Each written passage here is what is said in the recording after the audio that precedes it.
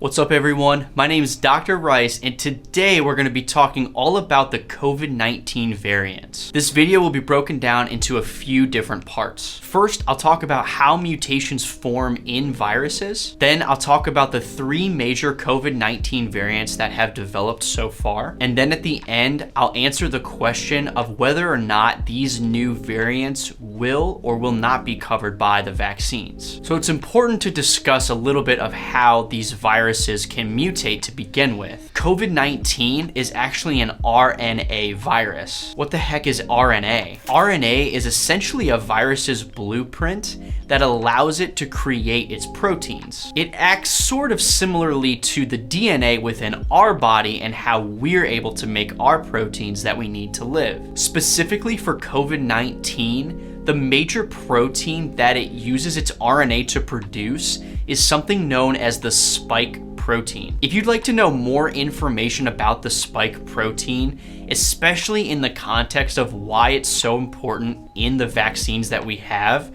I'll put a link to my video about COVID and the Pfizer and Moderna vaccines in the top corner. Basically, the spike protein is used by COVID-19 in order to attach to and ultimately replicate within our cells, which allows COVID-19 to cause infection. The higher the number of times that COVID-19 is allowed to replicate will lead to a worsening infection. So how exactly do mutations form? Well, the short answer is through many cycles of replication. Every time a virus undergoes replication, there's a small chance that the RNA that it uses as its blueprint to create its proteins undergoes a small change that will ultimately result in a slightly mutated form of the virus. In the context of COVID-19, these mutations more often than not manifest themselves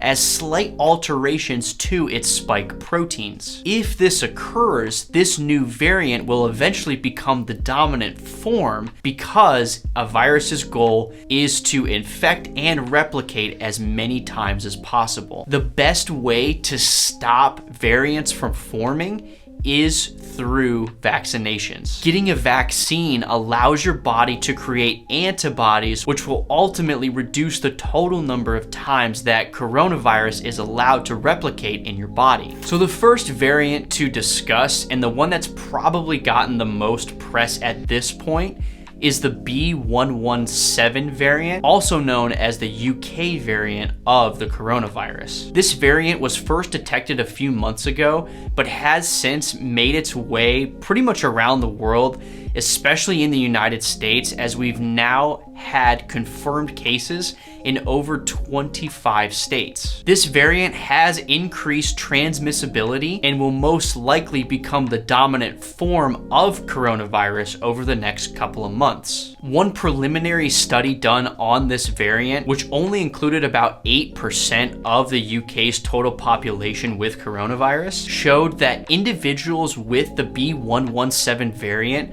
are up to 35% more likely to die from the coronavirus than the original strain. So from this study, one can conclude that there is a slightly increased risk of death from this new variant. However, the overall sample size from this study was very limited, as it was only 8%.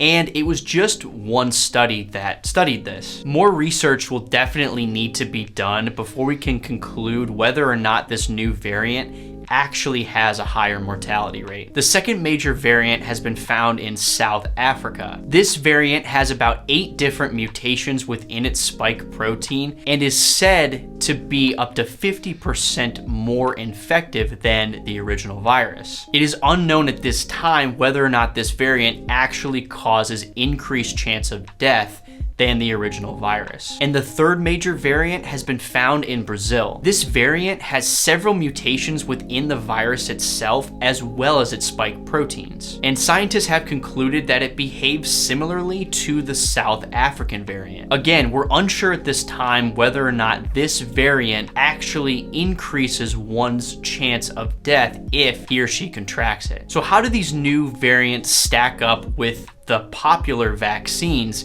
And does getting a vaccine actually prevent or reduce your chances of getting a variant in the future? And the answer is yes, sort of. It's important to mention that vaccines in general, especially ones for viruses, does not guarantee 100% that you will not get the infection. But what vaccines do is they allow your body to create antibodies, and the increased number of these antibodies gives your body the best chance possible in fighting off an infection. So two of the most popular vaccines, like Pfizer and Moderna, are about 94 and 95% effective in preventing the original coronavirus. In terms of these new variants, the effectiveness drops a bit, but it still is more effective than not having any antibodies present at all. Scientists haven't quite determined the overall effectiveness of these vaccines, but preliminary estimations are still in the 66% to 85% range, meaning that you still have a 66 to 85% chance that if you get a vaccine, you will not get these variants. The good news here is that since these vaccines were created against the original strain, future vaccines can be modified in order to accommodate for these new variants in just a matter of weeks, as well as any other future variants that may present themselves in the future. Moderna actually just announced on January 25th that they're in the process of developing a booster vaccine that can be used to protect against the South African variant of the coronavirus. Now, technically, it is possible that those who were infected with the original coronavirus may still be infected with the new variants. However, just like the concept of getting vaccinated, these individuals who have antibodies have a significantly reduced chance of getting infected with these new variants. If you want to give yourself the best possible chance of not getting the original coronavirus or any of these new variants, please get any of the vaccinations as soon as they're made available to you. If you found this video helpful, please smash that like button, hit subscribe, as well as the bell notification so you never miss a video in the future. Also, if you're interested in more medical topics that may be pertinent to your overall health, please visit my website at www.wellsci.info. Again, thank you, and I will see you all on the next one.